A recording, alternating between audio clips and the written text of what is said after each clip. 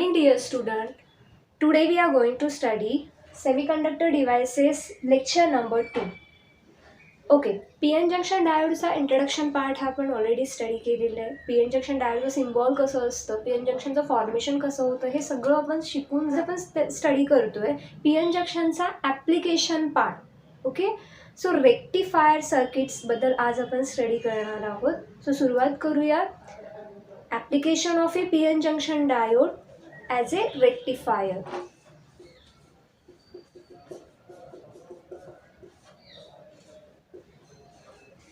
Rectifier is a device which convert AC voltage to DC voltage.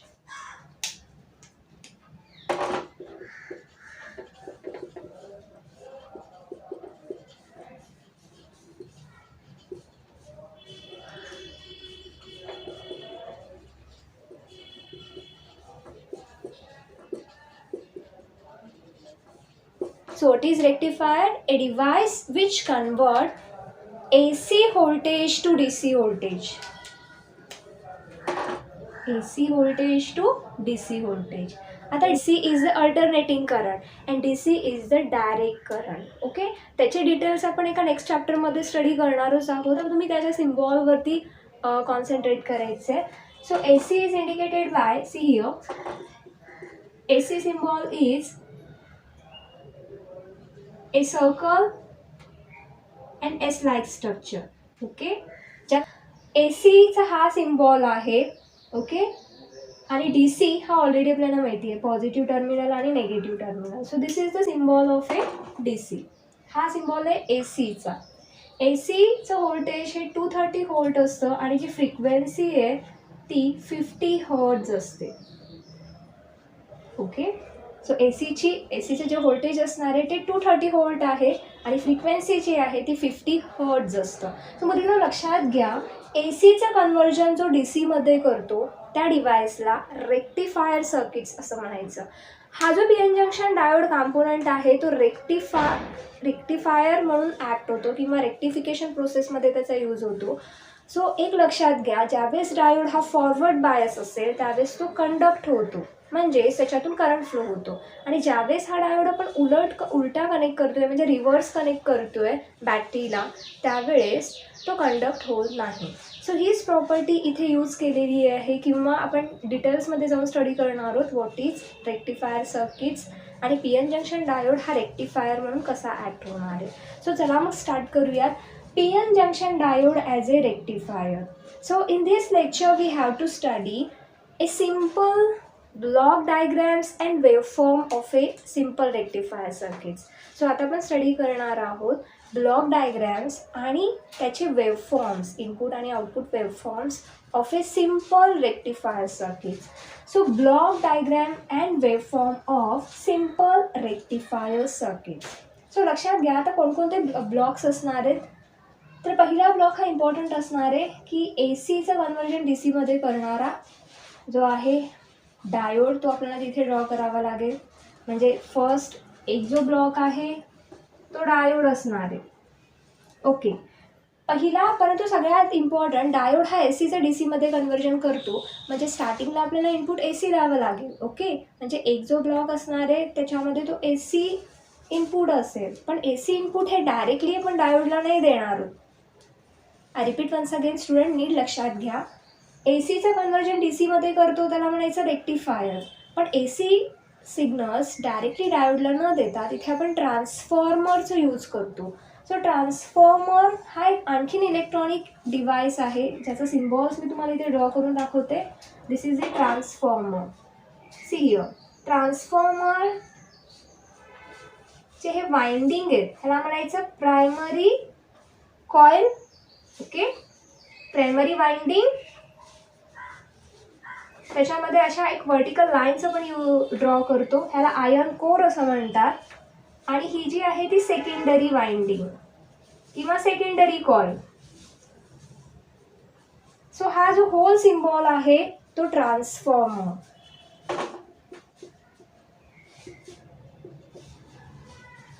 So ट्रान्सफॉर्मरचा हा input झाला,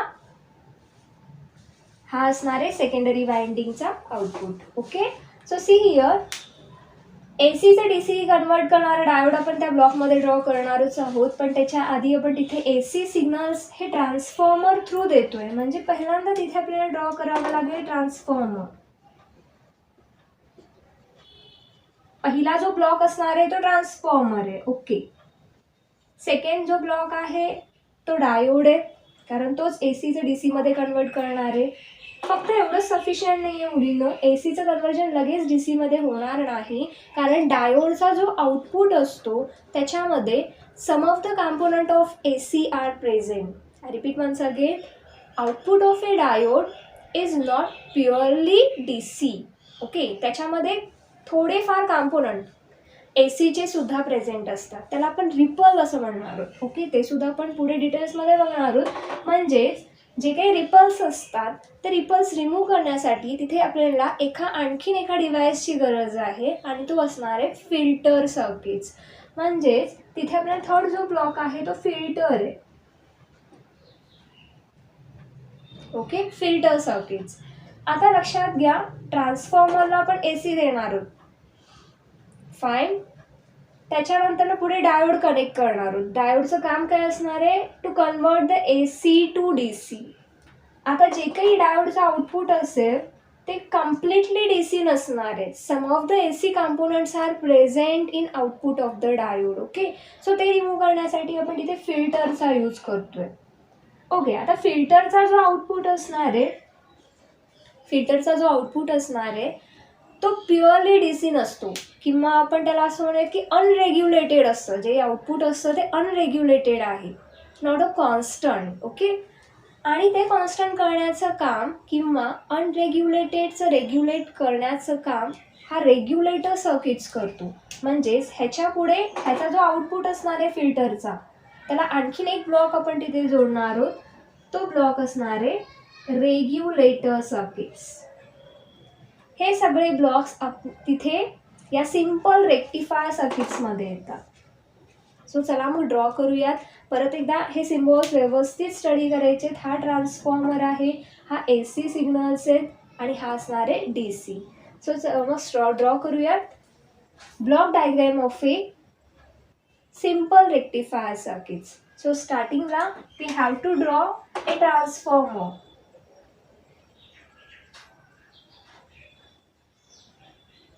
So this is the primary winding, secondary winding and vertical lines. Okay, याला काय म्हणायचं? Transformer. आता ह्या ट्रान्सफॉर्मरचा जो input आहे त्याला मी इथे एसी कनेक्ट करणार आहे.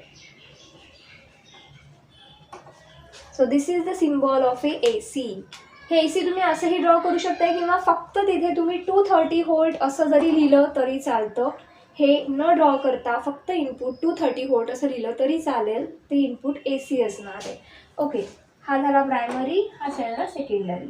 ह्याचा जो आउटपुट असणार आहे, हा जो आउटपुट मी कुठे कनेक्ट करणार आहे? डायोड सर्किट्सला. सो एक ब्लॉक आपल्याला इथे ड्रॉ करावं लागेल.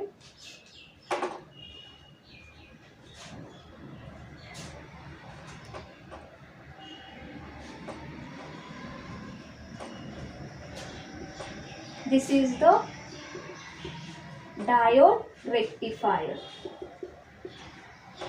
Okay, so diode rectifier हा AC से DC कन्वर्ट करतो, पण जे काही आउटपुट असणार आहे त्या डायोडचा जो आउटपुट असेल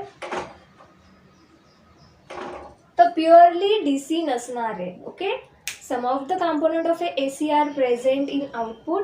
ते रिमूव्ह करण्याचं काम हा फिल्टर सर्किट्स करणार आहे. सो नेक्स्ट पुढचा जो ब्लॉक आहे तो कोणता असेल?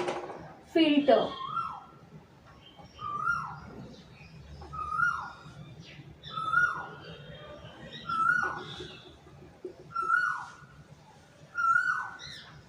फाईन. रेग्युलेटर सर्किट म्हणजे काय करतो तर आउटपुट हा कॉन्स्टंट ठेवतो. Output of A voltage regulator circuit is regular output means constant output.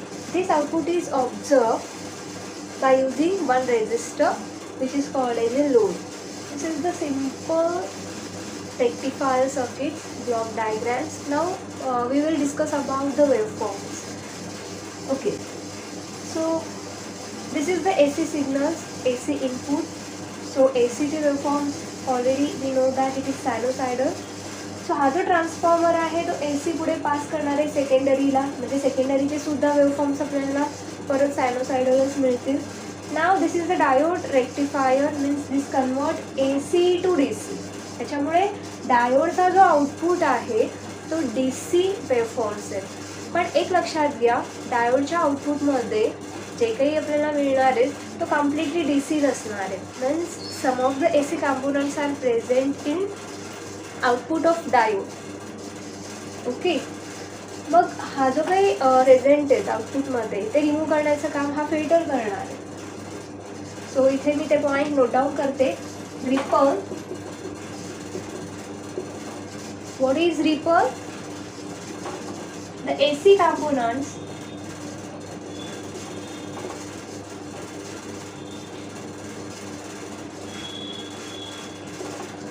present,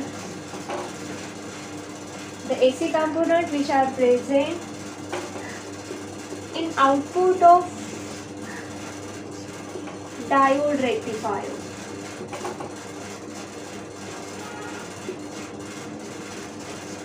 Mean output of rectifier is not purely DC. Some of the AC components are present.